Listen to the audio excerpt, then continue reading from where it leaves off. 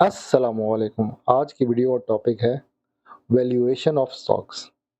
मैं कहता हूँ ये स्टॉक मार्केट का सबसे मुश्किल टॉपिक होगा मेरे लिए भी। और आप अक्सर वो नोट करते होंगे हर साल स्टॉक मार्केट के ब्रोकर्स ना एक प्राइस बता रहे होते हैं, ये स्टॉक यहाँ से वहाँ तक जा सकता है। तो वो कैसे मतलब इस चीज़ का अंदाज़ा लगाते हैं, वो करते हैं वैल्यूएशन। जिस तरह आप गाड़ी बेचने जाते हैं तो पहले आप उसकी इवैल्यूएशन करवाते हैं मैकेनिक से, या फिर आप किसी भी बड़ी वो जो है पार्क व्हील से जी, गाड़ी का पता करें जी, सही है गाड़ी बिक सकती है कि नहीं बिक सकती, उसकी आप इवैल्यूएशन करवाते हैं। वो इवैल्यूएशन है, ये वैल्यूएशन है, उसकी वर्थ क्या है उस स्टॉक की, ठीक है? आप जब भी गाड़ी खरीदते हैं, गाड़ी समझ जाता हूँ, तो आप गाड़ी की सबसे पहले क्या चीज़ चेक करते हैं? यार वो माइलेज कितनी देती है? वो इतने में कितना किलोमीटर कर सकती है? इस पेट्रोल में कितना किलोमीटर कर सकती है? हम वो हमेशा वहाँ से अंदाज़ा लगाते हैं। तो वैल्यूएशंस ऑफ स्टॉक्स में हमने इसमें 2-3 तरीके हैं, वो हमने करने हैं। उसके लिए मैं आपको एक अपनी वीडियो दिखाऊँगा, आप वो देखना, उसके साथ इसको लिंक करेंगे फिर आपको ये ज़्यादा आसान लगेगी वीडियो। क्योंकि ये थोड़ा-सा एडवांस लेवल चीज़ें मैं बोलूँगा, शायद आपको आधी बातें समझ भी ना आए जो मैं बोल रहा हूँ, आप कहेंगे पता नहीं ये क्या समझा रहा है। क्योंकि ये ऐसी है कि मैं प्रोग्रामिंग लैंग्वेज किसी 2 क्लास के बच्चे को समझाने लगूँ अब। मेरी एक वीडियो है मास्टर क्लास फंडामेंटल एनालिसिस, ये वाली 1 घंटे की वीडियो है। इसको देख लें, बेशक स्किप करके देख लें, जहाँ से मैं पूरा फंडामेंटल का स्टार्ट हुआ ना, वहाँ से शुरू करें। तो ये वीडियो देखो, इसमें मैंने ना ये सारा समझाया हुआ है और उसका स्लाइड शो मैं दिखा देता हूँ आपको। वो स्लाइड शो ऐसे शुरू होता है यहाँ से, fundamental analysis of master class of for PSX. उसमें मैं EPS, price to book, price to earning और बाकी चीज़ें काफ़ी समझा रहा हूँ। फिर वो मैंने बताया कि प्राइस टू अर्निंग और ईपीएस वगैरह जो होती है वो प्रॉफिटेबिलिटी होती है। प्राइस टू अर्निंग और प्राइस टू बुक से हम वैल्यूएशन निकालते हैं। ईपीएस और आरओई से हम लोग प्रॉफिटेबिलिटी समझ लेते हैं। डिविडेंड यील्ड से हमें पता लग जाता है कि स्टॉक मार्केट के जो स्टॉक है उसकी कितनी वर्थ है, वो क्या पोटेंशियल है, क्या वो हमें अपनी अर्निंग से कुछ रिटर्न दे रहा है अपने स्टॉक ओनर्स को। फिर होता है डेट टू इक्विटी या डी टू ई जो लिखा हुआ है, और उसके बाद करंट रेशियो वो अलग है। ये फाइनेंशियल हेल्थ बताता है स्टॉक की, ठीक है, कंपनी की हेल्थ बताता है कि कमा सकती है, आगे सर्वाइव कर जाएगी कि नहीं कर जाएगी। उसके लिए हम मुख्तलिफ मैट्रिक्स को कंपेयर करते हैं और हिस्टोरिकल ट्रेंड, सेक्टर एवरेजेस और उनके कंपेटिटर्स आपस में। ये सारा जो है ना, ये एक वीडियो में मैंने समझाया हुआ, वो वीडियो मैंने आपको दिखा दी, वो ये वीडियो है। अब आप सोचें कि वो एक वीडियो मैंने 1 घंटे की उस टाइम बनाई थी। ये 28 जुलाई 2025, 1 साल पहले। तो इसमें ये सारा स्लाइड शो है, ईपीएस क्या होता है, प्राइस टू अर्निंग रेशियो क्या होता है, प्राइस टू बुक वैल्यू क्या होता है, डिविडेंड यील्ड क्या होता है, आरओई क्या होता है, डी/ई क्या होता है, करंट रेशियो क्या होता है, और उसकी मैंने एग्जांपल दी थी एचबीएल की। और मैंने इसी वीडियो में बैंक अल्फा का बताया था। उस वक्त बैंक अल्फा की प्राइस थी आई थिंक 80-90 के पास। तो आज बैंक अल्फा की प्राइस आपकी 135 129 के आसपास फिर रही है। और वैल्यूएशन ऑफ स्टॉक्स आप यहाँ से, मैंने इसी स्लाइड शो से कंटिन्यू करूंगा। ये वाला स्लाइड शो जो है ना, मैं ये जो पीडीएफ फाइल ये मैं शेयर कर दूंगा डिस्क्रिप्शन में आप लोगों के लिए। तो इसमें आप लोगों को ये एक पूरी मिल जाएगी कहानी, बीच की कहानी, क्योंकि इसमें काफ़ी कुछ है आगे भी। ठीक है, तो हम स्टार्ट करते हैं यहाँ से, वैल्यूएशन ऑफ स्टॉक्स। अच्छा, इसमें अब 3 मेथड्स हैं। अब ये वीडियो थोड़ी डिफरेंट बनेगी क्योंकि इसमें 2 चीज़ें अलग-अलग चल रही होंगी। एक तरफ से मैं टाइप भी कर रहूँगा, एक तरफ से मैं ये बता भी रहूँगा साथ-साथ। एक स्लाइड शो भी बना हुआ है, एक साइड से मैं लिख भी रहूँगा। 3 तरह के मेथड हैं। एक होगा रिलेटिव वैल्यूएशन, मल्टीपल्स मेथड। एक होगा डिविडेंड डिस्काउंट मेथड, मतलब वो जो है डिविडेंड डिस्काउंट मॉडल, डीडीएम वाला। और तीसरा होगा डीसीएफ, डिस्काउंटेड कैश फ्लो। अब इसको समझने के लिए मैं आराम-आराम समझाऊँगा। अब हम पहले जाते हैं पहले वाले पे। हमने ना करना क्या है, मुझे पता ही बहुत मुश्किल है। लॉजिकली चलेंगे हम लोग। यहाँ पे मैंने अब लिखा हुआ भी है। एक होता है प्राइस टू अर्निंग। अब ये पहले मैं समझा दूँ प्राइस टू अर्निंग क्या है, इसका वरना आपको वाक़ई समझ नहीं आएगा। ये लिखा हुआ है प्राइस टू अर्निंग यहाँ पे मैंने। Price investors page of the earning of a stock. मतलब जो करंट प्राइस चल रही है ना, उसको कैलकुलेट करने का तरीका ये है, जो करंट प्राइस चल रही है उसमें से हमने डिवाइड करना है उसकी ईपीएस को। वो जो अर्निंग आएगी ना, उसको डिवाइड करेंगे तो प्राइस टू अर्निंग मिल जाएगी हमें। ये देखो, ये प्राइस जो मार्केट में चल रही है उस स्टॉक की, मैं कहता हूँ 150 प्राइस चल रही है और उसकी जो 12 महीनों के हिसाब से टीटीएम ईपीएस बन रही है वो 10 बन रही है। तो वो यहाँ पे भी लिखा 150 डिवाइडेड बाय 10 ही करो तो ये 15 बन जाता है। अब उसकी भी लॉजिक है, अगर price to earning less than 10 है तो हम कहेंगे अंडर वैल्यू है, अगर 20 से ऊपर है हम कहेंगे ओवर वैल्यू है। अब वो मैं दिखा भी दूं, ये कहाँ पे लिखा होता है, ये वाली बात पहले एक दफा रिपीट कर दूं क्योंकि फिर आप भूल जाएंगे। मैं ये कह रहा हूँ कि प्राइस टू अर्निंग ये होता है कि किसी भी स्टॉक की प्राइस को हमने डिवाइड करना है उसकी ईपीएस है, अर्निंग पर शेयर, कि वो स्टॉक कितना अर्न कर रहा है, वो आपके लिए कितना वर्थफुल है। उससे हमें उसकी एक वर्थ पता लग जाएगी, प्राइस टू अर्निंग रेशियो। अच्छा, उसका एक कैटेगरी रखी हुई हमने, वो ये 3 कैटेगरीज हैं। लेस देन 10 हम कहेंगे अंडर वैल्यू है, सस्ता है ले लो। 20 से ज़्यादा हो गया हम कहेंगे जी महँगा है, तो देख के लेना, ये चीज़ महँगी मिली मत लो। ये ऐसी है कि सर्दियों में ना अंडे आपके जो होते हैं महँगे हो जाते हैं और गर्मियों में अंडे नॉर्मल रेट पे चल रहे होते हैं, ठीक है? तो लोग बिज़नेस क्या करते हैं, सर्दियों में अंडे जो है जमा कर लेते हैं, वो गर्मी में भी बेच रहे होते हैं। तो ये वाली लॉजिक भी चल रही होती है। इसको ऐसे समझे आप कि एसी जो है ना, सर्दियों में सस्ता पड़ा होता है। लोग सर्दियों में ना एसी खरीद लेते हैं बैठ के। यदि गर्मियों में डिमांड बढ़ जाएगी, अभी सर्दियों में हम खरीद लेते हैं चीज़, तो उस टाइम वो चीज़ सस्ती मिल रही होती है। तब आप समझे कि एक अंडर वैल्यू चीज़ मिल रही है। कभी इसकी इतनी ज़्यादा वैल्यू नहीं बन रही, तो हम अभी खरीद लेते हैं सस्ते में। या ऐसे समझे कोई स्टॉक जो है ना एक्सडी के बाद टूट जाता है, वो गिर जाता है, तब आप बाय कर लेते हो, क्योंकि उसकी प्राइस कम हो जाती है। और वो फिर जब प्राइस कम होती है, तो प्राइस डिवाइडेड बाय ईपीएस, वो आपको अच्छा खासा सस्ते में चीज़ मिल जाती है। ये जस्ट फॉर द अंडरस्टैंडिंग कि वो कॉन्सेप्ट बहुत डिफिकल्ट है। अब एचबीएल की जो थी उस वक़्त बैंकिंग सेक्टर के साथ से 6 बनती है, और वो सीमेंट की 11 के पास है। अब इसका भी एक टेबल मैंने बनाया हुआ है, वो मैं दिखाता हूँ टेबल कहाँ पे। ये मैंने सेक्टर्स के टेबल बनाए हुए हैं। आपके जो बैंक्स होते हैं ना, उसकी होती है 5 से लेके 10 की रेंज में, और आपका जो सीमेंट होता है वो 7 से 12 की रेंज में होता है। टेंशन मत लेना, ये सारी स्लाइड शो आपके पास चलेगा, इसको एज़ अ की बुक के तौर पे इस्तेमाल करना, ठीक है? ऑयल वाला जो होता है वो 4 से 8 की रेंज में होता है। ये अब डिफरेंट उसकी रीज़न्स हैं, क्योंकि अब बैंक्स जो होते हैं वो डिविडेंड हेवी होते हैं और माइक्रो डिविडेंड होते हैं, वो ज़्यादा कमा रहे होते हैं, उस हिसाब से उनका ये बनता है। सीमेंट जो होता है साइक्लिकल है, साइक्लिकल वाले का डिफरेंट होता है, तो वो कभी ऊपर जाएगा, कभी नीचे जाएगा। सेम विद ऑयल, ये कभी-कभार क्या होता है कि बहुत ऊपर जाता है डॉलर की वजह से, और कभी-कभार बहुत नेगेटिव होता है डॉलर की वजह से। डॉलर इसको बहुत तंग करता है। डॉलर और वो जो गोल्ड इसको बहुत तंग करता है। अब ये बहुत ज़्यादा इकोनॉमिक वाले सवाल हो जाएँगे, आप कहेंगे जी इकोनॉमी समझाने लगे स्टॉक मार्केट से निकल के, तो मैं ज़्यादा इस डिटेल में नहीं जाऊँगा, जस्ट इन जनरल 1-2 चीज़ें याद करना, टेक्नोलॉजी का बहुत ज़्यादा होता है, 18 से 25। अब ये जो है ना मैं चीज़ें इसको दिखाता हूँ इधर एक और चीज़ में। अच्छा, मैंने कहा कि टेक्नोलॉजी का बहुत ज़्यादा होता है नॉर्मली, लेकिन 1-2 स्टॉक्स ऐसे हैं जिनका बहुत कम है। वो एक आपका टीआरजी है, बस हैरत की बात है इसका बहुत कम है। ये लिखा हुआ है प्राइस टू अर्निंग रेशियो। हम अक्सर ना इधर ही रह जाते हैं, हम कहते हैं जी ये प्राइस स्टॉक की चल रही है, और हम इधर से उसका लास्ट डे और वो ट्रेडिंग के हिसाब से हम यहाँ तक रहते हैं। लेकिन जब हम फंडामेंटल्स में आते हैं, तो वो हम ये चीज़ एक चेक कर लेते हैं इसकी। और दूसरी जो हम चीज़ चेक करते हैं वो ईपीएस चेक करते हैं। अब क्योंकि यहाँ पे स्लाइड शो में वो ईपीएस भी आ रही है बार-बार, तो उसके लिए हम लोग यहाँ पे जब जाते हैं ना, ये ईपीएस आ रही होती है। तो ये वैल्यूएशन के लिए बहुत इस्तेमाल होती है, ईपीएस क्या चल रही है। ईपीएस का टीटीएम क्या चेक करना, वो टीटीएम ये चीज़ है। ये इसके क्वार्टर्स हैं, 4.41, अब 3.50, ये अब कम हुआ है। अब ये और कम हो, ये नेगेटिव में चलेगी ये, मतलब नुकसान में जा रही कंपनी। अब यहाँ से ना मैं क्यों टीआरजी की तारीफ़ कर रहा हूँ, मैं अक्सर आजकल वीडियोज़ में कह रहा हूँ टीआरजी में जमा कर रहा हूँ। इसने बहुत बड़ा एक अपने आप को बेहतर किया, इम्प्रूवमेंट की तरफ चल पड़ी है कंपनी, बूस्ट आया। वो नेगेटिव पे थी, अभी इम्प्रूव हो गई है। तो ये ईपीएस बहुत मैटर करती है। तो प्राइस को हम जब डिवाइड करते हैं ईपीएस के साथ, अब इसका हमने समझो कि वैल्यू निकाली होती है सारों की मिला के। इसकी इसकी ये प्लस माइनस और ये फिर प्लस, इनका हमने एक पूरा टीटीएम निकालना था। ये ट्रेलिंग 12 मंथ्स, ये जो टीटीएम लिखा हुआ है ना, ये ट्रेलिंग 12 मंथ्स ये इसलिए होता है कि पिछले 12 महीनों के हिसाब से क्या बन रहा है। वो प्राइस टू अर्निंग उसको कैलकुलेट ही ऐसे करना है कि प्राइस जो चल रही है डिवाइडेड बाय जो ईपीएस आ रही है, ये फिर ये निकलेगी। ये चेंज होती रहती है क्योंकि हर क्वार्टर में डिफरेंट ईपीएस आती है स्टॉक की, और उसके हिसाब से फिर वो टीटीएम बन रहा होता है उसका। शायद कहीं पे गलती हो जाए तो मुझे कमेंट में ला देना, यहाँ पे ये बात आपने गलत की, क्योंकि ये टॉपिक वाक़ई थोड़ा डिफ़िकल्ट है। But I will try my best, ये जितना अच्छा मैं आपको समझा सकूँ समझाऊँगा। तो ये सेक्टर वाइज़ मैंने कहा कि टेक्नोलॉजी का 18 से 25 की रेंज में होता है। लेकिन इस वाले स्टॉक का ये टेक्नोलॉजी ही सेक्टर है, ये सेक्टर जो है आपका टेक्नोलॉजी में ही आता है। तो इसकी अभी भी कम है 4.62, ये अभी भी अंडर वैल्यूड है। हैरत की बात है कि इसकी कम है, इसलिए ये अंडर वैल्यूड है, सस्ते में मिल रहा है तुम्हें स्टॉक। मैं क्यों लोगों को कह रहा हूँ कि ये स्टॉक में कुछ है। It's not I am marketing of this stock, I am just generally telling you कि ये स्टॉक अभी अंडर वैल्यूड है। अब इसका एक और स्टॉक मैं दिखा देता हूँ आपको, ज़ाल, वो भी टेक्नोलॉजी सेक्टर का ही आता है। आप ये देखो इसकी कितनी है, ये ज़ाल एक स्टॉक है, ज़रिया 68 प्राइस है, और इसकी ईपीएस के हिसाब से इसको प्राइस टू डिवाइड करो टीटीएम का 18.37। तो ये इसने बात प्रूफ कर दी जो यहाँ पे इस टेबल पे लिखी हुई है कि टेक्नोलॉजी की जो होती है 18 से 25 की रेंज में होती है, ये वाली हाई ग्रोथ वॉलेटाइल। हाँ, ये बात सच है कि टेक्नोलॉजी का सेक्टर आपका वॉलेटाइल बहुत होता है, क्योंकि इसमें अर्निंग्स का बहुत बड़ा फ्लक्चुएशन आता है डॉलर की कॉस्ट प्राइसिंग की वजह से, और वो जो प्रोजेक्ट्स नहीं मिल रहे होते हैं इनको, इनके अलग मसले होते हैं। और ये अपनी अर्निंग्स को अक्सर ना समझो हाई दिखा रहे होते हैं, गवर्नमेंट को फुल टाइम नहीं दिखा रहे होते।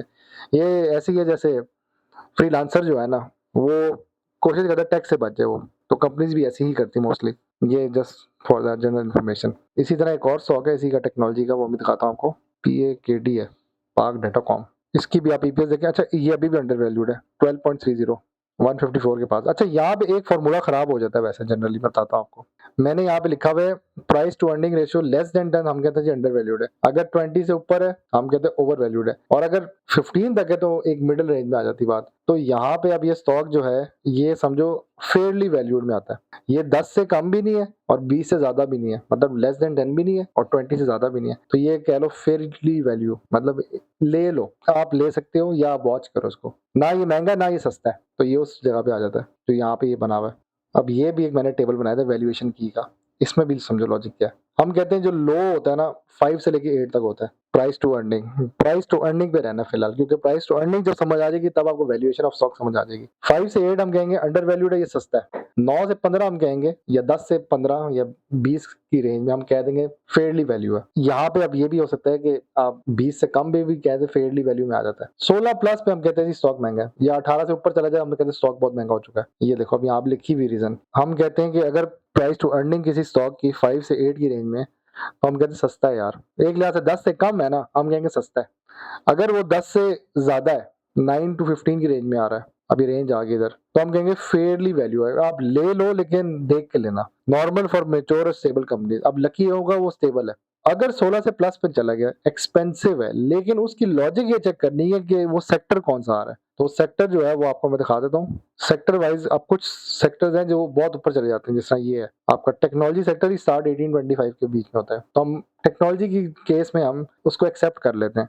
ये टेक्सटाइल भी तंग करता है, टेक्सटाइल के केस में हम फिर 18 तक तो जाता ही है, लेकिन हम कहते हैं कि टेक्सटाइल को अलग मसले बहुत होते हैं, तो वो भी एक्सेप्टेबल हो जाता है। फार्मा सेक्टर भी महंगा पड़ जाता है। फार्मा, क्योंकि आपको पता ही है कि फार्मास्यूटिकल में महंगाई बहुत है, दवाइयाँ और वो सारा जो इनकी एक्सपोर्ट इम्पोर्ट का मसला कह लो, और इनकी रिसर्च बहुत होती है, वो जो उन्होंने बनानी होती है दवाइयाँ, उसकी वजह से भी हम कह सकते हैं कि ये एक्सपेंसिव सेक्टर है। लेकिन इसमें अच्छा खासा वॉल्यूम आता है और लिक्विडिटी आती है, जिसमें बहुत गेम चल रही होती है। तो ये टेबल थोड़ा मुश्किल है मुझे पता है, इसको रट्टा मार लो, रट्टा नहीं मारना तो उसको एटलीस्ट कहीं पे सेव कर लो, इसकी स्क्रीनशॉट ले लो कि ये इस तरह करके मैंने बनाना है, और अब इस लेवल पे आके मैं वैल्यूएशन करूँगा स्टॉक्स की। ये मैंने आपको प्राइस टू अर्निंग के हिसाब से जर्नल्स बता दिए। वो डिटेल में मेरा वो फंडामेंटल की वीडियो में सारा एक-एक, मैं कहता हूँ 10-15 मिनट में मैंने एक-एक चीज़ को समझाया हुआ है। अच्छा, मैंने अब बताया कि वैल्यूएशन करने के 3 तरीके हैं। एक होता है relative valuation, the multiples method, दूसरा होता है dividend discount model, DDM method, और तीसरा होता है डिस्काउंटेड कैश फ्लो। इसको समझना ऐसे है, ये आपका होता है बुल मार्केट में, ठीक है, और ये होता है आपका बियर मार्केट में, जब भालू आ जाएगा। बियर मार्केट में क्या होगा, जब आपको लगता है कि गुर्बत आ गई है, आपके घर में हालात खराब हो गए हैं, ठीक है, अब आपके अब्बू जॉब छोड़ के आ गए हैं, आपके घर में हालात खराब हैं, अब क्या होगा कि आपको अपने एसेट्स बेचने पड़ जाएंगे। आपके पास एक ज़मीन होगी, आपके पास एक फार्म लैंड होगा इंशाल्लाह, आपके पास एक गाड़ी होगी, ठीक है। ये मैं इसकी बात कर रहा हूँ डिस्काउंटेड कैश फ्लो की, जनरल बता रहा हूँ, मैं आगे जाके डिटेल में बताऊंगा। आपके पास एक गाड़ी होगी, आपके अब्बू के पास एक ज़मीन होगी, ये फार्म लैंड टाइप सी, आपके अब्बू के पास एक स्टॉक होगा समझो पैकेट जैसा। मैं खुद अब्बू बन गया फिलहाल, ये पैकेट है जी फरसान के पास बहुत ज़्यादा। फरसान का कोई बेबी है जी, वो अब कह रहा है बाबा जी जॉब खत्म हो गई है, एसेट्स बेचने पड़ रहे हैं अब आपको। तो ये प्राइस टू बुक पे चलता है, ये वाला प्राइस टू बुक आगे भी आता है, बताता हूँ, ऊपर भी समझाया हुआ है, आगे भी समझाऊंगा। तो अब आपको सर्वाइव करना है। ये है बियर मार्केट। बियर मार्केट क्या होती है, जब स्टॉक मार्केट क्रैश हो रही होती है, गिर रही होती है, जब आपकी हवा निकल रही होती है, भाईजान हम तो गए, अब आप फरसान भी लाइव जल्दी आ जाना आज, क्योंकि मार्केट गिर रही है, हौसला देने के लिए आ जाए। तब आपने चीजें बेचनी होती हैं अपने आप को सर्वाइव करने के, फॉर सर्वाइवल ये वाला मेथड चल रहा होता है कि एक कंपनी की जो हमने चीजें बेच, अगर कल को कंपनी खत्म हो जाती है ना या जा रही होती है, तो उसकी कितनी वैल्यू होगी कि वो बिक जाएगा माल। अक्सर मैं बचपन में ना क्या करता था, रद्दी के माल बेच के आता था, उससे मैं पैसे कमाता था। तो मेरी नानी माँ कहती थी फरसान वो ऊपर स्टोर रूम में जाओ, वहां पे ढेर सारे अखबार पड़े, वो बेच आओ। वो बेच के मैं 500 रुपए कमा लेता था। तो वो भाव में बिकती थी ना चीज, तो ये भाव में चीज बिकेगी आपकी, कंपनी भाव में बिक रही है अब आपकी। ये वो डिस्काउंटेड कैश फ्लो है मेथड, कितना सस्ता में माल बिक जाएगा आपका। ये आपकी बुक वैल्यू क्या है, किताब, price to book, P ratio B, ये कितने में बिक जाएगी चीज, वो आपका डिस्काउंटेड कैश फ्लो हो जाएगा।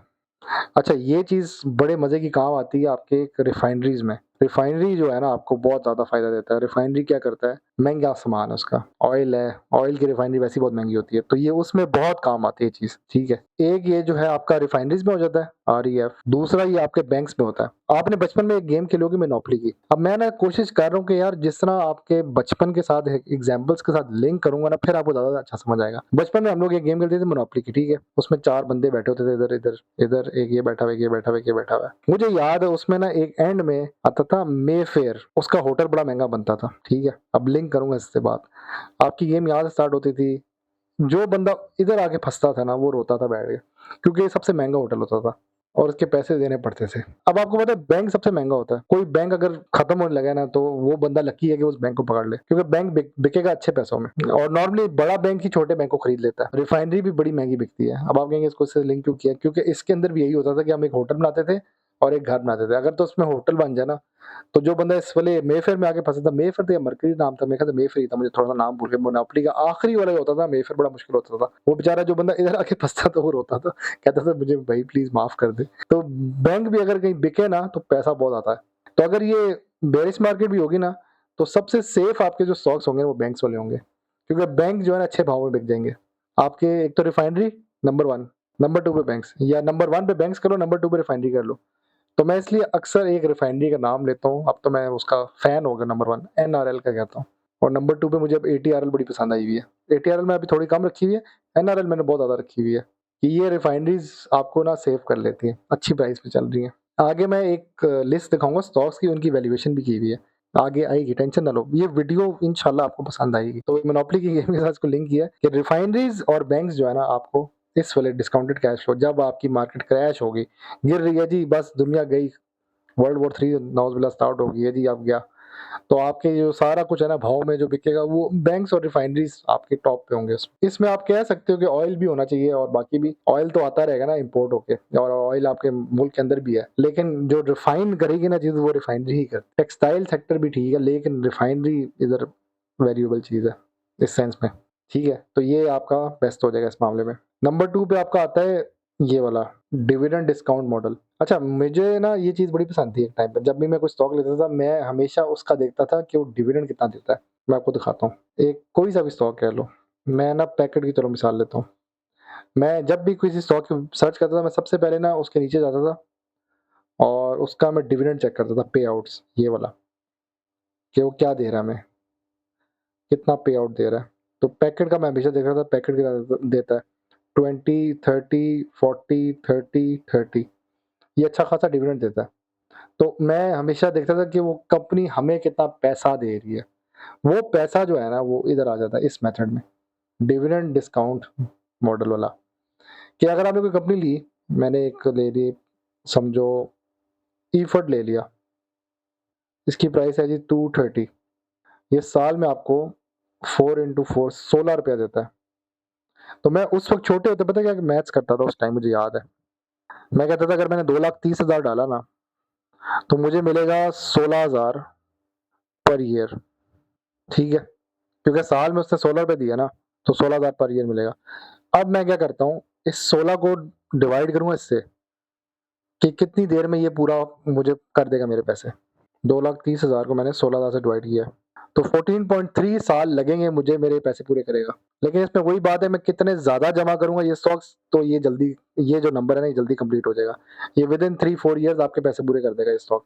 एक टाइम ऐसा आ जाएगा, ये स्टॉक आपको फ्री पड़ जाएगा। तब वो मेरी एक टर्म आती है जो मैं अक्सर बोलता हूँ, उस टर्म का नाम है इन्फिनिट लूप। होता क्या है कि मैंने कोई स्टॉक उठाया, एक स्टॉक है ₹230 का, मैंने इसको, मुझे पता है 16 पर ईयर देता है ये, तो मैंने अगर 2,30,000 करके डाला है, 10,000 ले लिया है, तो मुझे 16 पर ईयर मिल रहा है। तो विदिन 14 ईयर्स मैं इसके पैसे पूरे कर लूँगा। अब ये 14 साल तो बहुत ज़्यादा है, मुझे भी पता है, बट इसमें मैं फिर अपनी वो कंपाउंडिंग करूँगा और ये विदिन 4 टू 6 ईयर्स मेरे पैसे पूरे कर देगा। इसी के मुकाबले में एक और स्टॉक है आपका ईपीक्यूएल, वो 31 का है, वो भी आपको ₹8 पर ईयर देता है, और उसके हिसाब से आप करें ना, तो ये आपके विदिन 2 ईयर्स पैसे पूरे कर देगा। 2 ईयर्स भी ज़्यादा बता दी, शायद 1.5 साल में पैसे पूरे कर दे, ये वाला जो स्टॉक है ईपीक्यूएल। है दोनों सेम कंपनी, मतलब एक ही इलाके के हैं। एक 230 का है, 16 पर ईयर दे रहा है, एक दे रहा है 31 का है, 8 पर ईयर दे रहा है। इस चीज़ को समझने के लिए ना, कि एक स्टॉक को हम इस तरह लें और उतने डिविडेंड दें, उसके लिए फिर आपको फर्स्ट वाला मेथड लगेगा कि रिलेटिव वैल्यू के हिसाब से कि सस्ता किस प्राइस में उसकी प्राइस एक्चुअल बन रही है, कि वो जो अभी मार्केट प्राइस है वो लेनी चाहिए या उससे कम की प्राइस में लें तो तब बेहतर है। तब वो रिलेटिव वैल्यूएशन आ जाएगी, पहला वाला आ जाएगा। मैं मानता हूँ कि मैं समझाने का तरीका ही मेरा उल्टा है। मैं हमेशा नीचे से ऊपर जाता हूँ, ऊपर से नीचे नहीं आता। ईपीक्यूएल जस्ट मैंने एग्ज़ाम्पल देने के लिए किया। अब आप ईपीक्यूएल अगर आपने 31 का लिया तो आपको शायद महँगा लग रहा हो। अगर यही आपने ईपीक्यूएल 24 का लिया होता ना, तो आपको सस्ता पड़ेगा ईपीक्यूएल। 31 आपको महँगा है, 24 सस्ता है। वो चीज़ें देख के आपने करना है। तो उसके लिए फिर वो फेयर वैल्यूएशन का नंबर 1 वाला आ जाता है, रिलेटिव वैल्यूएशन, जिसको हम मल्टीपल्स मेथड कहते हैं। उसका अलग फ़ॉर्मूला है। ये वाला जो है ना पहला वाला, वो आपका प्राइस टू अर्निंग पे चल रहा होता है। लेकिन फिलहाल मैं अभी डिविडेंड डिस्काउंट मैं मॉडल का समझाने की कोशिश कर रहा हूँ। उसमें ये होता है कि मैं अपने हिसाब से समझाता हूँ। मैं क्या करता था, जब भी कोई स्टॉक उठाता था मैं उसका पहले डिविडेंड देखता था, डिविडेंड यील्ड। ये जो चीज़ मैंने की है ना, डिविडेंड यील्ड है कि कितने सालों में आपके पैसे पूरे कर देगा वो स्टॉक, वो चीज़ है। उसके हिसाब से हम इसका चेक करते हैं कि एक स्टॉक का आगे फ्यूचर क्या है, कि कितने डिविडेंड देता जाएगा आपको। मतलब आपको उस कंपनी का पता होना चाहिए कि ये आपको पैसे मिल सकते हैं कि नहीं। तो इसके लिए 2 स्टॉक्स मैं अभी भी रिकमेंड कर सकता हूँ यहाँ पे। एक आपके पास एफएफसी है, डिविडेंड किंग जिसको कहते हैं, इसकी अर्निंग अच्छी है। दूसरा आपके पास पैकेट है। फर्टिलाइज़र में आपके पास जो है ना एफएफसी किंग है इस मामले में, डिविडेंड किंग इसको कहते हैं, और एक टाइम पे पैकेट भी था, अभी भी है पैकेट वैसे। इन सारों से एक ज़माने में और स्टॉक था, उसका नाम पीआईसीटी था। बड़े-बड़े लोग फँसे हैं इसमें, लेकिन इसने डिविडेंड बहुत दिए थे एक टाइम पे। मैं खुद इसमें बड़ा एन्जॉय किया, मैंने बहुत डिविडेंड लिए हैं इसके। लेकिन ये वाला जो स्टॉक है ना आजकल एफएफसी और पैकेट है ओवरऑल, कि आपको कंपनी से कितना पैसा मिल रहा है। आपने अगर इन्वेस्ट भी किया तो आपको रिटर्न मिल सकता है। वो उसके लिए अलग फ़ॉर्मूला है कि आप फिर एक फोरकास्ट करते हो कि ये इसने अगर इतनी अर्निंग्स हैं, इस हिसाब से डिविडेंड दे रहा है, उसकी फिर अलग गेम है। और रिलेटिव वैल्यूएशन अब आ जाती है। मैंने जो अभी आपको बताया था कि बियर मार्केट में आपको ये वाला मेथड पसंद आएगा, कि अगर आपका घर बिकना है और आप अब बेरोज़गार हो चुके हैं, तो आप अपने एसेट्स बेच रहे होते हैं। वो प्राइस टू बुक पे चल रहा होता है। ये वाला जो मेथड है ना रिलेटिव वैल्यूएशन, ये होता है प्राइस टू अर्निंग पे, कि आपने जो मैंने अभी शुरू में बताया था, किसी भी स्टॉक की वैल्यू चेक करनी है, टीआरजी उसका सेक्टर चेक करना है, उस सेक्टर में कहाँ से कहाँ तक जा रहा है, और अगर उसकी प्राइस टू अर्निंग कम है तो समझ जाओ स्टॉक बहुत सस्ता है। तो टीआरजी अभी भी बहुत सस्ता है। टीआरजी की अगर आप अभी भी वैल्यूएशन करो तो 150 के करीब बनती है। वो मैं एक टेबल वैसे जनरल से दिखा भी देता हूँ। तो ये है टेबल, जो मैंने कुछ स्टॉक्स बनाया है उसमें प्राइस टू बुक के हिसाब से, ये प्राइस टू बुक के हिसाब से 150 बनती है। फाइनल फेयर वैल्यू जो आप रफली करो 135 बनती है, और जनरली अगर आप प्राइस टू अर्निंग के हिसाब से करो तो 120 के अराउंड इसकी प्राइस बनती है टीआरजी की इस वक़्त। और अभी टीआरजी की क्या प्राइस चल रही है? 70 के पास फिर रहा है। अभी भी ये बहुत सस्ता स्टॉक है। ये वॉलेटाइल है तो लोग थोड़ा-सा डरते हैं इससे, कि जी बहुत फ्लक्चुएट करता है जी, इसको क्या लेके करना है। लेकिन ये एक पॉइंट पे इंशाल्लाह आपको बहुत ऊपर जाता हुआ नज़र आएगा। तो ये टेबल भी आपको मिल जाएगा, टेंशन ना लो। ये टेबल भी मिल जाएगा, ये टेबल भी मिल जाएगा। एक फ़ॉर्मूला वाला टेबल है। इसमें आपने सिर्फ स्टॉक्स डालने हैं, प्राइस, ईपीएस, एनुअल, डिविडेंड और उसकी जो बनती है सेक्टर पीई के हिसाब से एक्सपेक्टेड ग्रोथ, वो आपने पूरा कैलकुलेट करके यहाँ पे ना फिर वो ऑटोमेटिक बना देगा आपको। इसको मैं थोड़ा-सा अलग करके समझाता हूँ। अच्छा, मैंने अभी एक पैकेट की प्राइस रखी हुई है 1587, और इसने खुद ही बता दी वॉच करो, बाय ना करना। अब अगर मैं यहाँ पे 1400 लिखूँ ना, ये कहेगा बाय कर लेना, यहाँ पे देखना, कह रहा है बाय करो सस्ता मिल रहा है। अच्छा, सिमिलरली अगर मैं एनआरएल को अभी 428 पे क्लोज़ हुआ हुआ है, इसने बाय का कमांड दी क्योंकि प्राइस उसकी बनती है फेयर वैल्यू 461 ना, तो मैं अगर कहता हूँ 520, तो यहाँ पे अब देखना ये क्या कहेगा, कह रहा है वॉच करो बाय ना करना, बहुत ऊपर चला गया। तो ये बड़े मजे का टेबल है, फॉर्मूले लगे हैं इसमें। आज इसकी मेरे ख्याल से 432 पे क्लोजिंग हुई थी, तो ये अलाउ कर रहा है बाय। मैं सोच रहा था वैसे, अब हमने ऐप भी बनानी ही है, इस वाले टेबल को ना मैं कंटिन्यू करता हूँ। इसमें काफी ज्यादा स्टॉक्स डालता हूँ मैं, अपनी फेवरेट जो मेरे स्टॉक्स हैं। पीयूएल तो आ ही गया, मैं बोलने लगा था पीयूएल भी आ गया, और एलएसीवीएल अगर मैं डाल दूं, एनआरएल मैंने डाल दिया, टीआरजी भी लगा दिया मैंने, एटीआरएल लगा देता हूँ, यूबीएल मेरा फेवरेट है वो लगा देता हूँ, एफएफसी लगा दूंगा, ईफड लगा दूंगा। उन सब का ना मैं पूरा एक यहाँ पे बना देता हूँ, जेबीडीसी हो गया, और वो फिर यहाँ पे डिसीजन खुद ही बनाता रहेगा। ये बड़ा मजे का हो जाएगा। ये मैं यही टेबल शायद एआई को दूं, उसको मैं पूरी एक एक्सेल शीट दे दूं फॉर्मूले के साथ, जैसे फॉर्मूले लगे हुए प्रॉपर, ये लगे हुए फॉर्मूले, और वो फिर बना के देगा। अच्छा, इसमें एक और जो चीज हुई वो फेयर वैल्यू हुई भी है। ये जो है ना, हम अभी ये वाला पढ़ रहे हैं, प्राइस टू अर्निंग वाला, तो उसमें सबकी एक प्राइस के हिसाब से बताया हुआ है। अब टीआरजी की 152 बनती है प्राइस टू अर्निंग। अच्छा, किसी जगह पे वो उसने वो 120 भी बनाया हुआ, ये जरा सोचने वाली बात है। इस वाले टेबल पे इसने 120 बनाया हुआ, इसका मुझे कैलकुलेटर चेक करना पड़ेगा, कहीं पे कहीं गलती हुई हुई है। आई थिंक उसने मल्टीपल गलत लगाया हुआ है। Overall this is really good, ये बहुत मजे का टेबल है, और यही टेबल उस फॉर्मूले से उठा के इधर लगाना है, और ये फाइनलाइज करेंगे हम, बहुत मजे की चीज बनेगी इंशाल्लाह। तो इसमें यही है, प्राइस टू अर्निंग चेक करना है, और वो ऊपर मैंने बताया हुआ था। प्राइस टू बुक का वैसे मैं बता दूं होता क्या है, ये रहा प्राइस टू बुक, ये रह गया था यार। हमने देखे market value versus accounting book, उसको कैलकुलेट करने का तरीका क्या है? Price divided by the book value. Book value her stock की डिफरेंट होती है। बुक वैल्यू का तरीका क्या होता है? टोटल एसेट्स, कंपनी के पास क्या पड़ा हुआ है, माइनस लायबिलिटीज के खर्चे वगैरह। तो अगर एक शेयर की प्राइस 200 है, बुक वैल्यू उसकी 100 है, तो प्राइस टू बुक उसकी 2 बन जाएगी। अब इसका भी एक अलग फॉर्मूला है। प्राइस टू बुक का क्या है? अगर लेस देन 1 है तो stocks trading below asset value, bargain है, आप ले लो, सस्ता मिल रहा है। और अगर प्राइस टू बुक उसकी 3 से ऊपर है तो हम कहेंगे जी उस्ताद जी महंगा है, ये ओवर प्राइस हो जाएगा। अब बैंक्स में नॉर्मली क्या होता है, ये जो लिखा हुआ है, एमसीबी की बन रही है आपकी प्राइस टू बुक वाली, often trade at less than 1। तो लेस देन 1 क्या है? सस्ता है भाई, तो आप उस हिसाब से ले सकते हैं। ये वाली जो चीजें मैंने समझाई है ना, उस वाली जो मेरी फंडामेंटल की वीडियो उसमें बहुत डिटेल में समझाई हुई है, क्योंकि मैं टॉपिक से डिस्ट्रैक्ट ज्यादा नहीं होना चाहता। बट स्टिल ये चीज आ गई तो मैं कहा यार ये वाली स्लाइड शो के अंदर ये बता दूं कि प्राइस टू बुक में क्या होता है। कि आप वही जो घर की मिसाल दी है कि जब आप बेचें अगर चीज तो वो कितने भाव में बिक सकती है, तो उसकी एक बुक वैल्यू होती है। तो प्राइस टू बुक का एक रेशियो निकालते हैं, वो अगर लेस देन 1 आ रहा है ना तो हम कहेंगे अच्छा है, सस्ता मिल रहा है, एक बार्गेन है। 2 की रेंज हम कह सकते हैं कि यार मिडल में आ गया। और अगर ग्रेटर देन 3 हो गया तो हम कहेंगे उस्ताद जी महंगी चीज है, ओवर प्राइस है। ये उस्ताद जी वाली बात ना पता नहीं दिमाग में मेरे बहुत आता है। मैं पाकिस्तान जाता हूँ ना, मैं हर के उस्ताद जी कैसे हो, तो वो साथ ही आ जाता है। तो एमसीबी की आप मिसाल लिखी हुई है, लेस देन 1 होता है तो वो अक्सर सस्ते में मिल रहा होता है आपको। ये है वो फॉर्मूले जो मैं अभी बता रहा था कि आपने कैसे कैलकुलेट करना है। फेयर वैल्यू कैसे कैलकुलेट करते हैं, ये फेयर वैल्यू ही सबसे बहुत इंपॉर्टेंट है। इसी को हम वैल्यूएशन कहते हैं कि इसकी असल वैल्यू क्या है स्टॉक की। यार एक तो होता है ना मार्केट में एक बुलिश ट्रेंड चल रहा था, मार्केट बहुत ऊपर जा रही थी, वो ऊपर ही ऊपर जा रहा था स्टॉक। एक होता है इसकी एक्चुअल प्राइस क्या है स्टॉक की। तो EPS multiply by target price to earning ratio, पहला वाला फेयर वैल्यू निकल आती है उससे बेस्ड ऑन अर्निंग्स। किसी भी स्टॉक की अगर आपने एक फेयर वैल्यू निकालनी है, हम क्या करते हैं, ईपीएस को मल्टीप्लाई करते हैं प्राइस टू अर्निंग से। और इसी तरह फिर हम दूसरा जो है, क्या नाम है यार, फेयर वैल्यूएशन उसकी यही है, उसकी फेयर वैल्यू क्या है। एक तो होता है ना इंसेंट्रिक वैल्यू, वो बहुत आगे चली जाएगी बात, मैं उधर नहीं भी जा रहा, वो उसकी पार्ट 2 होगा अगर इस वीडियो का, उसमें बताऊंगा। एक होता है फेयर वैल्यू, उसकी क्या वैल्यू बन रही है उसके हिसाब से, ईपीएस के हिसाब से, और उसका जो प्राइस टू अर्निंग के हिसाब से अगर हम कैलकुलेट करें तो क्या वैल्यू बनती है। इसी तरह डिविडेंड का अलग फॉर्मूला है। ये जो फॉर्मूला लिखा हुआ है ना, ये डिविडेंड डिस्काउंट मेथड का लिखा हुआ है। ये जो D1 है ना, ये उसके कितने डिविडेंड दे रहा है, वो आर जो है आपका वो आ जाएगा इसमें, कितने रिटर्न्स उस कंपनी के आ रहे हैं, और जी जो हो जाएगा वो ग्रोथ हो जाएगा। ये आगे मैं अभी दिखाता हूँ, अगली स्लाइड में आएगा।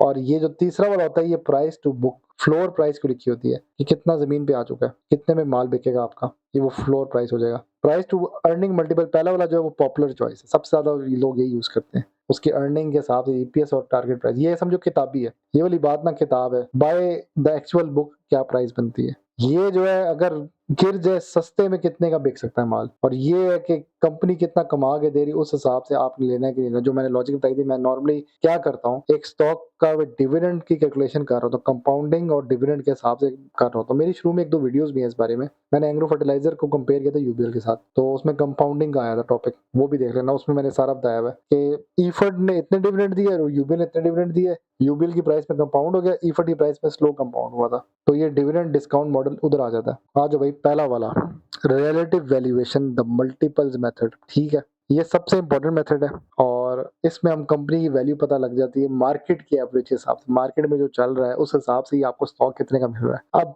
आराम आराम समझाता हूँ। रिलेटिव वैल्यूएशन, रिलेटिव का मतलब यही होता है कि हम जब बचपन में एक फिजिक्स की क्लास में हमने पढ़ा था ना, रिलेटिव वेलोसिटी क्या है जी, related to the other body जो है। एक तो हमारी बॉडी, वो उसमें वो मिसाल भी थी मेरे ख्याल से, आपकी स्नूकर की मिसाल थी, हाँ। वो एक बॉल लगती है, दूसरी बॉल को, एक बॉल तेज जाती है, एक बॉल स्लो जाती है, तो इन दोनों की आपस में जो वेलोसिटीज होती हैं वो रिलेटिव वेलोसिटी बन जाती है। तो वैल्यूएशन में भी यही है, एक को उसके हिसाब से वैल्यूएट करना कि उसकी क्या वैल्यूएशन बन रही है अपने उस सेक्टर के अंदर, तो वो रिलेटिव वैल्यूएशन में आ जाती बात। तो ये सबसे इंपॉर्टेंट मेथड कह लो, जो सारे रिटेल इन्वेस्टर्स, हम रिटेल इन्वेस्टर हैं, ठीक है, ब्रोकर्स भी हमारी तरह ही होते हैं, वो यूज करते हैं। वो क्या करते हैं, कंपनी के वैल्यू कंपेयर करते हैं उसकी पीयर्स के साथ, उसके मुकाबले में बाकी जो है, और मार्केट एवरेज जो ओवरऑल मार्केट में ट्रेंड में चल रहा होता है स्टॉक का, उस हिसाब से करते हैं। उसका बेस्ट तरीका क्या है, इन्वेस्टर्स कितना पैसा डालना चाहते हैं, price to the earning the company is getting. तो ये लिखा हुआ how much investors are willing to pay for ₹1 of the profit,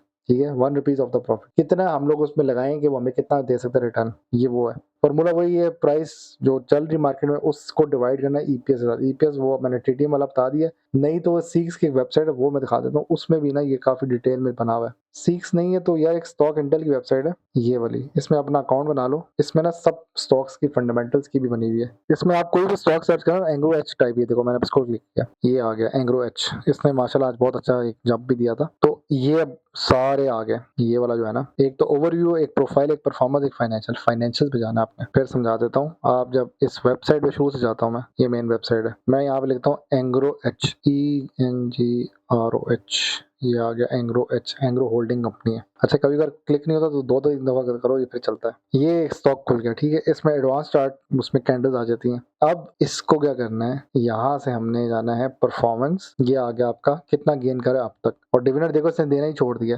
2024 के बाद से देना छोड़ दिया था इसने। फाइनेंशियल्स में हम जाएंगे, अब ये देखो इसमें सारी इसने financial, balance sheet, cash flow detail report, बहुत मुश्किल चीज है मुझे पता है। अब ये यहाँ पे आके आप बिल्कुल घूम जाएंगे। हमारा कंसर्न सबसे एंड में ये बना हुआ है, अगर जूम हो जाए गलती से, ये ईपीएस हर साल के हिसाब से ईपीएस, टीटीएम आ गई है 48 है इसकी ईपीएस इस वाले स्टॉक की, ये रही भाई। हमें टीटीएम चाहिए ना, ट्रेलिंग 12 मंथ कितनी ईपीएस है भाई, तो वो इसकी 48 ये रही आ गई, सबसे एंड में बनी हुई है ये, बस बाकी चलता रहता है उसका, टैक्सेशन कितनी है, वो एक्सपेंसेस कितने आ रहे हैं, ये बहुत डिटेल चीजें, तो इनको मैं तो कहता हूँ कि इनमें ज्यादा पढ़ोगे तो गुम जाओगे। पढ़ना है, डिटेल एनालिसिस करना है, करो, that is good for you, but इसके लिए बेस्ट है कि फाइनेंस की नॉलेज होनी चाहिए। अगर नहीं भी है कोई बात नहीं, इसका बेस्ट तरीका ये भी होता है, आजकल एआई का जमाना आया है, तो इसको एआई को भेजो और उसे बताओ इस कंपनी का फ्यूचर क्या है, क्योंकि इसने अपने आप को बहुत माशाल्लाह ग्रो किया है। ये देखो इसके एंड में ना ये ग्राफ भी शो कर रहा है 2026, अब ये 48 डबल द ईपीएस चला गया, बहुत इंप्रूव करी कंपनी। ये देखो 2024 26.78 थी, अब देखो भाई 48.42, तो ये वेबसाइट से आपको ईपीएस वगैरह मिल जाएगी। तो ये जो है ना, market price divide by EPS, अब वो 48 हमें मिल गई है, उसको हम डिवाइड करेंगे आपकी 300 से या 298 जितना का भी क्लोज हुआ स्टॉक, वहां से हमें इसका एक रफ सी वैल्यू मिल जाएगी, वहां से हम वैल्यूएशन कर लेंगे इसकी स्टॉक की, क्या ये ओवर वैल्यू है या अंडर वैल्यू है। फिलहाल ये स्टॉक जो है अभी मिडल रेंज में, और ये अगर वैल्यूएशन करें तो इसकी प्राइस बनती है, एंग्रो एच की बात कर रहा हूँ, वो 350 के पास बनती है एंग्रो एच, तभी ये इतना ज्यादा कह लो कि छलांगे मार रहा है स्टॉक। अच्छा इस चीज में ना एक बहुत मजे की चीज है, अब मुझे पता है थोड़ा सा टॉपिक बोरिंग भी है, लेकिन I am trying my best कि किसी ने आपको जितना इल्म दे सकता हूँ टाइम टू टाइम देता रहूँ। अब गेम क्या है, अगर कोई ऐसा सेक्टर हो फर्टिलाइजर जिसकी एवरेज जो है वो प्राइस अर्निंग 8x है, मुझे मैंने यहाँ लिखा हुआ भी, ये फार्मा सेक्टर और ये फर्टिलाइजर 6 से लेके 10 के बीच में इसकी प्राइस टू अर्निंग रेंज है। अब यहाँ पे लिखा हुआ मैंने, ये फिर समझा देता हूँ, ये देखो फर्टिलाइजर की है जी आपकी 6 से 10 की रेंज, 6 से लेके 10 की रेंज में, और ईफर्ट अगर आपके सामने 5x पे आ जाए तो ईफर्ट सस्ता हो जाएगा आपके लिए, मतलब उसकी उस सेक्टर की बन रही है 6 से 10, और ईफर्ट की अगर आप कैलकुलेट करें तो 5x बन रही है, ये तो 6x और 10x के नीचे आ गई, ये उससे भी कम है, तो ईफर्ट सस्ता है, अंडर वैल्यू में चला जाएगा। जिस तरह मैंने अभी टीआरजी का बताया, अब देखो टेक्नोलॉजी की कितनी रेंज है, 18 से 25 है, ठीक है, और टीआरजी की हमने क्या चेक की थी उस वक्त, टीआरजी साहब जी 4.63 पे थे, अभी वो इधर 18 तक पहुंचा ही नहीं है अपने सेक्टर के हिसाब से, तो टीआरजी भी सस्ता है। फिर मैं क्यों कहता हूँ जी टीआरजी ले लो फिर जी इस हिसाब से, क्योंकि टीआरजी सस्ता है, अपने सेक्टर के हिसाब से भी सस्ता है, वो अभी भी लो प्राइस पे बैठा हुआ है, वो जब प्राइस बढ़ेगी ना उसकी फिर जाके हम कहेंगे टीआरजी महंगा हो गया। ये टीआरजी जो है ना आपका, ये अभी बैठा हुआ है 71 पे, इसकी फेयर प्राइस 152 बन रही है। अब ये डिसीजन क्या बनता है, बाय ले लो जी सस्ता है, मैं अगर इसका करता हूँ ना 300, अब देखना यहाँ पे क्या चेंज होगा, ये कहेगा वॉच करो भाई बाय ना करना, और ये मैंने फॉर्मूला भी लगाया है इफ और एल्स वाला। तो टीआरजी 71 का फिर है तो सस्ता है भाई। ये टीआरजी की हमने चेक की थी प्राइस टू अर्निंग, वो थी 4.62 टीटीएम के हिसाब से, और इधर क्या है 18 से 25, तो टीआरजी है 4.62, सो सस्ता है भाई। ईफर्ट का भी यही सीन बन रहा है, ईफर्ट अपने सेक्टर में फिर भी सस्ता है, ईफर्ट साहब अब महंगे हो गए, पहले सस्ता था, ठीक है, क्योंकि ये जो चीज मैंने जब लास्ट टाइम मैं बताता हूँ क्या हुआ, मैं आपको समझाता हूँ। ये वाले जो टेबल्स है ना, ये तो ठीक है, पहले ईफर्ट की प्राइस जो चल रही थी ना उस टाइम 180 के पास थी, जब इसकी 180 के हिसाब से करो ना तो ये इसकी प्राइस टू अर्निंग जो थी वो 5 के अराउंड बनती है। अब ईफर्ट साहब जो है ना माशाल्लाह, मैंने इसकी इस हिसाब से कर रही है 170 180, तब आपकी जो है ये प्राइस टू अर्निंग कम हो जाती है, तब हम कहते हैं जी अभी सस्ता है। अब ये जो है अपनी रेंज से ओवर वैल्यू की तरफ जा रहा है, या ओवर वैल्यू कह लो, या आप ये कह सकते हो कि वैल्यूएशन में लेवल पे आ गया, अपने फेयर वैल्यू ये थोड़ा सा ऊपर कह सकते हो। अगर तो ईफर्ट की प्राइस 200 से 220 के बीच में, फिर मैं कहता हूँ जी इधर ही बनता ही है, इस रेट में लेना चाहिए। आजकल वो थोड़ा सा ओवर वैल्यू में चला गया, बट मे भी कमेंट्स में बताना ये बात सच है कि गलत है। मैं फिलहाल इस लॉजिक से ही समझ रहा हूँ कि उसके सेक्टर में इतनी बन रही है लॉजिक 6 से 10 की रेंज में होनी चाहिए। लेकिन अब यहाँ पे वो दो और बातें आ जाती हैं कि वो कंपनी अर्निंग अच्छी कर रही है और वो उसमें अपना फर्टिलाइजर के हिसाब से वो जो खर्चे हैं उसकी वजह से उसकी जो प्राइस टू अर्निंग है वो ज्यादा हो चुकी है। ईपीएस आ गया था दिमाग में, प्राइस टू अर्निंग ज्यादा हो चुकी है। टीआरजी फिर भी सस्ता है, TRG still under the value. तो यूं हम जो है रिलेटिव वैल्यूएशन कर लेते हैं। फॉर्मूला यार ये लिखा हुआ है, प्राइस टू अर्निंग कैसे करना है, मार्केट प्राइस जो चल रही है जैसा मैंने अभी टीआरजी का दिखाया था उसको डिवाइड करना है ईपीएस है। ईपीएस भी मैंने आपको दिखा दी, कहां से नजर आएगा आपको, ये वेबसाइट है और इधर कहीं एंड में ना ये ईपीएस, ये 48 आ रही है टीटीएम के हिसाब से। ये टीटीएम सबसे इंपॉर्टेंट, ट्रेलिंग 12 मंथ्स, पिछले 12 महीनों के हिसाब से। तो वो ये टीटीएम के हिसाब से हमने उसका निकाल लेना है। ये ईपीएस वो आ जाएगी, प्राइस जो चल रही 300 डिवाइडेड बाय वो आपका एक प्राइस टू अर्निंग आ जाएगी। फिर वो सेक्टर देखना है, सेक्टर कौन सा है, उसके लिए ये टेबल है। अगर ये टेबल में बाकी सेक्टर्स नहीं है, इस टेबल की पिक्चर एआई को भेजो, वो बाकी सेक्टर्स की भी बना के दे देगा कि इस सेक्टर की ये प्राइस टू अर्निंग बनती है, रेंज इस रेंज में होना चाहिए। ठीक है, तो ये हमें रिलेटिव वैल्यूएशन का पता लग गया। इसके बाद सेकंड है dividend discount model, DDM, Gordon growth model हम यूज करते हैं और हम आगे का फ्यूचर फोरकास्ट करते हैं कि वो कितने डिविडेंड देता रहेगा। मैं कैप्को का अक्सर करता था, मैंने कैप्को लिया 30 रुपए का एक टाइम पे, और मैंने 28 का भी लिया था और एक दफा 18 का भी लिया था। तब मैंने ना 10,000 कैप्को जमा कर लिया था, 10,000 10K। मेरे पास एवरेज कह लो 25 से, तो 2.5 लाख मैंने डाल दिया था कैप्को में, और कैप्को मुझे हर साल ना 50,000 देता था, 50,000। 2.5 लाख डाला हुआ है, 50,000 दे रहा है, तो 5 सालों में मेरे कैप्को ने पैसे भी पूरे कर दिए और कैप्को की प्राइस कैपिटल ग्रोथ करती करती 40 तक भी चली गई थी। तो एक पॉइंट ऐसा आया, कैप्को वॉज फ्री फॉर मी। समझाता हूँ। सैफ पावर मैंने लिया था 18 से लेकर 25 की रेंज में। अच्छा, उस टाइम मैं ना वो स्लॉट बाइंग नहीं करता था क्योंकि उस टाइम मार्केट में पहले ही स्टॉक इतने सस्ते थे, तो आप डायरेक्ट 20-30 हजार पे उठा देते। मैंने 40,000 ये अपना सैफ पावर को जमा कर लिया। अब ये डिविडेंड देता था 5 पर ईयर, 5 या ये 7 रुपए देता था। मैं इसका राउंड चल रहा था, मैंने 40,000 की क्वांटिटी जमा कर ली। ये स्टॉक मुझे एक लिहाज से फ्री पड़ गया, मतलब ये मुझे 7 लाख ये हो गया मेरे इन्वेस्टेड अमाउंट है, और ये इस हिसाब से डिविडेंड दे रहा था। तो मैं रफली आप कह लो 1.5 लाख मुझे आ रहा था साल का। एक जस्ट समझाने के लिए, क्या पता ये मैथ्स गलत भी हो, 1.5 लाख मुझे आ रहा था, 1.5 से 2 लाख। तो विद इन 3 इयर्स मैंने ये पैसे पूरे कर लिए थे। मुझे ये स्टॉक फ्री का पड़ गया था, इन्फिनिट लूप में चला गया था मैं कि अब वो स्टॉक फ्री का पड़ गया, अब वो डिविडेंड भी मुझे आते ही जा रहे हैं। तो हम वो डिविडेंड की फोरकास्टेड ग्रोथ चेक करते हैं कि अगले आने वाले सालों में क्या वो कंपनी डिविडेंड देगी कि नहीं देगी। वो फिर ये इधर ये डिविडेंड डिस्काउंट मेथड इस्तेमाल होता है। ये नॉर्मली डिविडेंड स्टॉक से इस्तेमाल होता है। जो कंपनीज डिविडेंड देती हैं, जिसमें मैंने अभी कैप्को का बोला ही है, तो वो इधर लिखा हुआ भी है। कैप्को हो गया, एंग्रो अब नहीं देता, इसको काट दो। हपको देता है, इसकी जगह बीडब्ल्यूएचएल कर लो, वो देता है। मैंने ही शायद आप लोगों को स्टॉक बताया था जब 170 पे होता था। और यूडीपीएल भी एक देता है डिविडेंड। अब इस साल चेक करना कि वो देगा कि नहीं। ये लिखा है ना, कंसिस्टेंट पे आउट्स वाले स्टॉक्स जो है ना, उनके लिए ये इस्तेमाल होता है, क्योंकि इसमें फिर ये जो है ना, P is equal to expected dividend next year, कितने आने वाले सालों में डिविडेंड देगा, मतलब कितना बन रहा होगा, उसको डिवाइड करना है R minus G, required rate, क्या रेट बन रहा है उसमें। अब वही है ना कि कितना प्रीमियम रिस्क है और वो सारा कुछ, minus the constant growth rate of the dividend. क्योंकि कंपनी एक टाइम पे डिविडेंड रेट बढ़ाती रहती है, कुछ कंपनीज ने बढ़ाना छोड़ दिया। मुझे याद है एक टाइम होता था 4.5 पर क्वार्टर आपका ये देता था यूबीएल, वो बढ़ाते बढ़ाते अब 8 से लेके 10 की रेंज देने लग गया। मेरी बहुत पुरानी कोई वीडियो एमसीवी के बारे में, उसमें मैंने बताया था एमसीवी ने इतना डिविडेंड दिया, और डॉल ने 2 रुपए उस टाइम भी दिया था, अभी भी 2 रुपए दे रहा है। तो डॉल जैसे स्टॉक्स में कहीं पे आपके ना पैसे आते रहेंगे, लेकिन वो डिविडेंड अपना इंक्रीज नहीं कर रहा। तो ये मैंने कहा जो स्टॉक्स डिविडेंड देते हैं उनके लिए ये बेस्ट फ्रेंड है आपका, उसके लिए ये इस्तेमाल करना है वैल्यूएशन के लिए, क्या ये वैल्यूएशन ठीक हो जाएगी कि नहीं। आज जो तीसरा और आखिरी most important, discounted cash flow. अब सस्ते में भाव में माल बिक रहा है, आप जा रहे हो, इसमें ये भी चेक करना होता है आपने कि कंपनी का क्या बिजनेस जनरेट कर रहा है और उसकी वैल्यूएशन क्या है, उसके एसेट्स क्या है, प्राइस टू बुक